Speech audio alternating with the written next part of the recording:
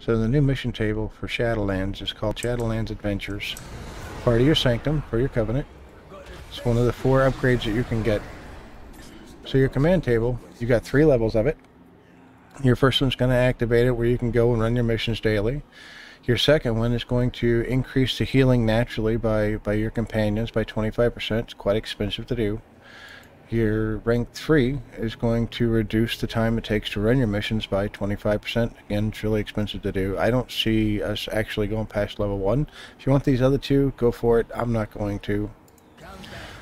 As far as your followers, you're going to get 6 of them through your renown. As you level up your renown, you're going to get 6 followers. There's one here. You also have the opportunity to get 6 Covenant followers through Torghast, and 4 unaffiliated Covenant followers through Torghast. So where's our mission table at? It's over here for Venthyr.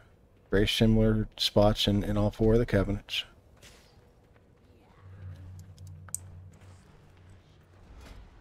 And here's your interface. You've got the anima that you've got in your stores. You've got the level of each of the missions that you can run, the title, how long it takes to actually run it, what your reward is.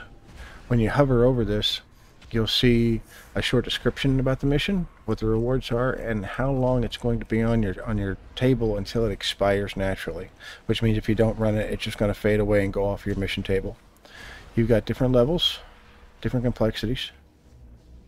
You've also got your companions. When you look at your companions, you can look at them one at a time, and you can see their rank, their health, their attack power. This is their auto attack power, not just the abilities they'll be using, and how much it takes to get them to the next level, and then each of the special abilities that each of these companions have. Now, one thing to note is that I recently changed from Necrolords over to Maldraxxus to Venthyr, and when I did, Meatball followed me.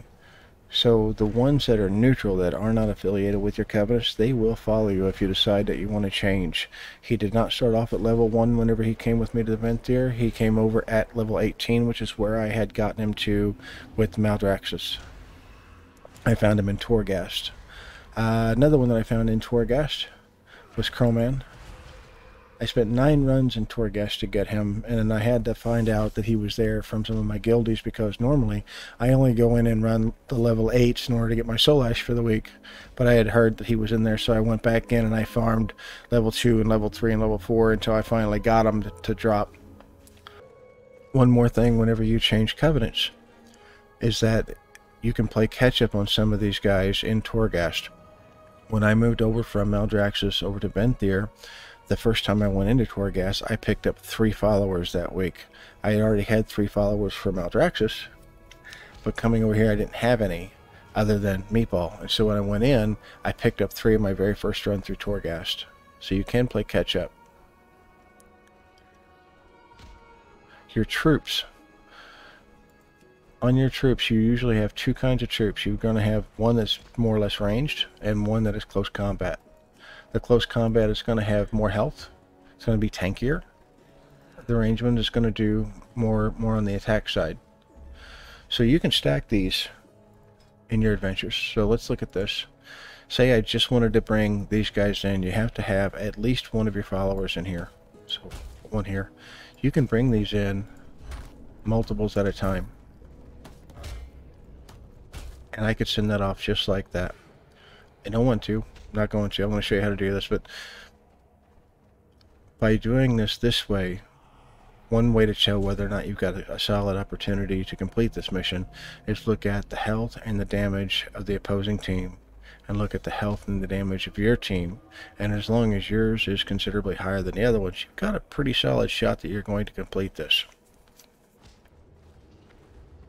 Let's talk real quick about power leveling your characters. If you look at your companions and look at some of your lower level ones, here's a 15. He has 750 points till he gets to his next level. He's got 50. He's got 750. He's got 750. He's got 1150. What I can do is I can take some of these smaller guys and put them all together on one mission. When you put a companion on a mission, it doesn't split up the XP. they each will get 100% of the experience points that are there available to them. So let's say that I went here. This is going to offer 1,200 bonus experience points, not just the experience points that the actual mission gives. It's going to give 1,200 additional experience points. So if I wanted to start this mission in order to power level some of these characters, what I would want to do is not use these followers, not use these troops, just use my followers. Okay, so the idea behind this is just cramming. And what you're going to do is you're going to take just your followers and put them on here. Give me this guy. Okay, so by doing this, each one of these characters is going to get the full experience points out of this mission, plus the 1,200 points for the bonus when this mission completes. I'm not going to actually run them this way. I want to show you how to position these to get the most bang for your buck out of these missions. But just remember that each one of these guys is going to get full experience points, even if they die, as long as one of them is still alive whenever this completes. So sometimes what you'll want to do is take your biggest guy and run him with this. And that way you're almost guaranteed that this guy by himself will finish the job. Even if these guys die, they're all still going to get a full level and a half of experience out of just this one mission. Okay, so let's look at positioning in this, and let's look at why. So still want to do the cramming so that I can get the most out of my buck. So this person right here hurls the javelin at the farthest enemy, dealing 87 shadow damage. So this is going to be the toughest person to deal with out of this mission. These guys are tankier, but they're going to deal less damage. So this is the one that's usually going to hurt you. What you can do is take a tank and make them the farthest one. This person will always attack your tank because they're the farthest. It's just how the program works. They can't shift, they can't switch and attack something else unless they kill off this character right here. And since they won't be able to do that, they'll be stuck hitting the same thing over and over while the rest of your party wipes out the rest of them. So now we're going to put things on that will tunnel them.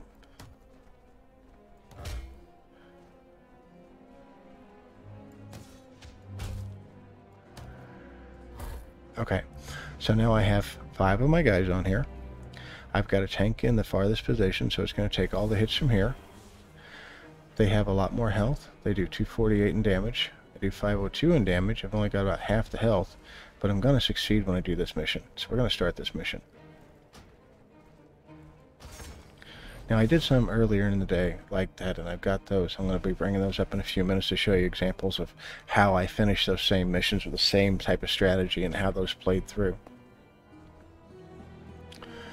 Another way of power leveling your characters is when you get one like this. You've got a Grimoire of Knowledge.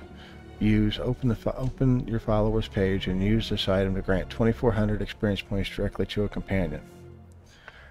These don't go away. This will sit in your bag until you use it. So if on Tuesday, typically you're going to either build your renown and get another follower that way, or you can go into Torghast and get another follower that way.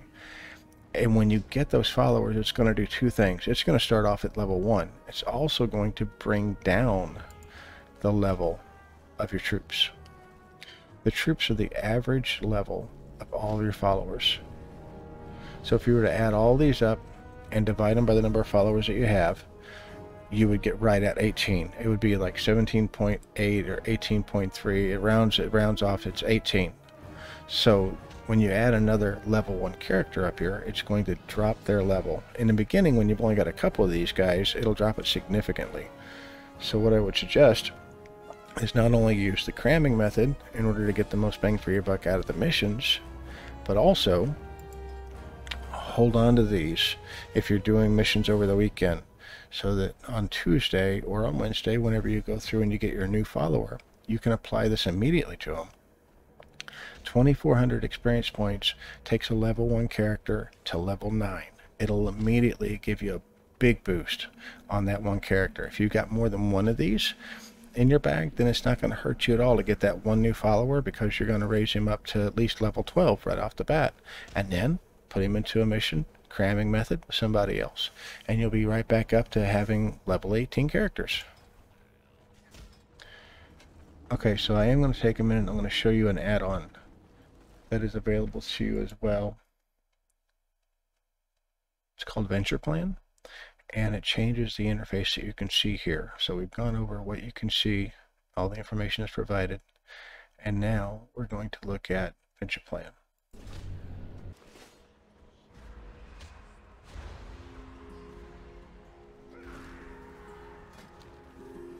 Okay, this is Venture Plan. I don't personally use it, but it is an option to change up the interface so that if you want to get more information than what we're seeing in the usual interface, this is here for you. This shows you your animal reservoir, just like we had on the other one. This shows you your campaign progress. This is not shown on the general interface. This shows you how far along in the campaign for your adventure table that you are.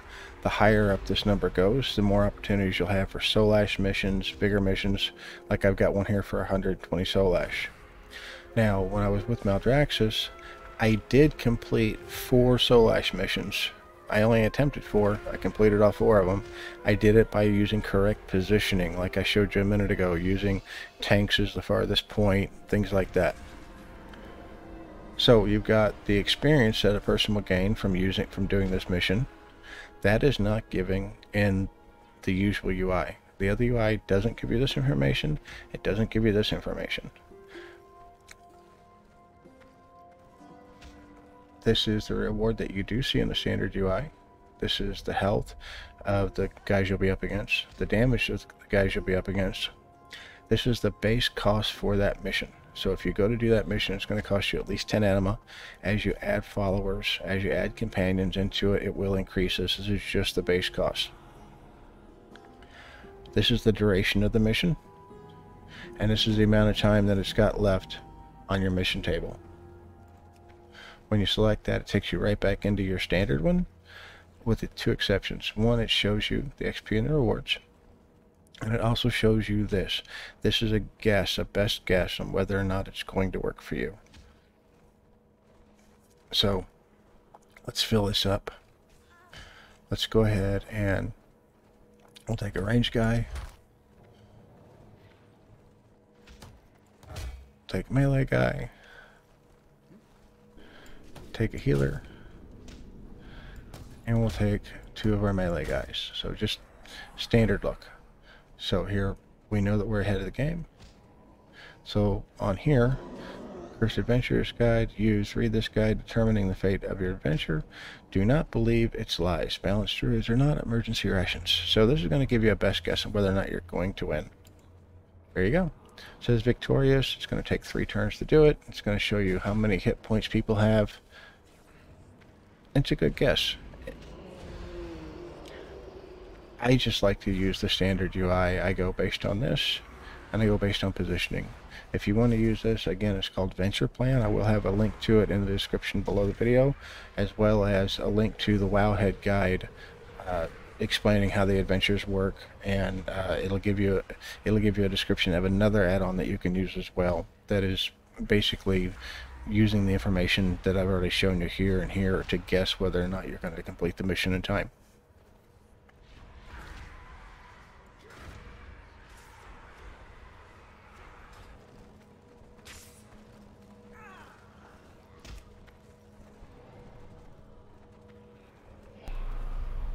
Okay, so what we're watching now is me put together the Forsworn Phalanx mission that we talked about earlier. This is one that I ran earlier in the day.